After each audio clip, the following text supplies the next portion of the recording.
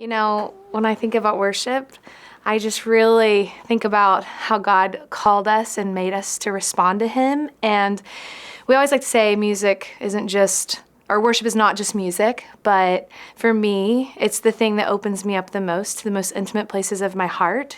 And it always feels like I'm being wooed into something. And so when I think about worship and how it marries with God's presence so well, it really is the place of access that the Father has to go to the deepest places of who I am. And so it's where I can open up to receive His love. It's where I can feel the safety of when life feels chaotic and it moves a bunch and I'm not quite sure what's happening.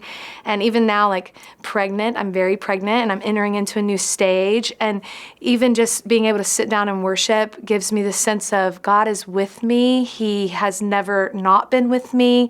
He has formed something in me, and now He's physically forming something in me, and it's this deep, intimate connection. And so I also get the privilege of leading worship some, so I get to watch others enter into this deep connection. And I can say I've been in a lot of places where talking is happening and ideas are being shared, but something about music just draws people to this deep realization of there's something more in me.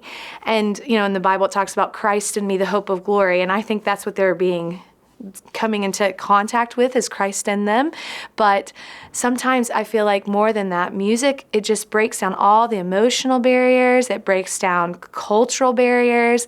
And it just brings us to this intimate, guttural place with our Creator. And it's in that place I can be transformed, I can be healed, I can be spoken to on the most even practical levels about my life. Like, what's next, Lord? What do you have for me today? And so the access that we have in worship, that feels like the place of power in my life, is this access I have to the Father when I enter into worship with Him. And again, I'm speaking musically mostly because that's the place that I've experienced it the most in my life as a worship leader.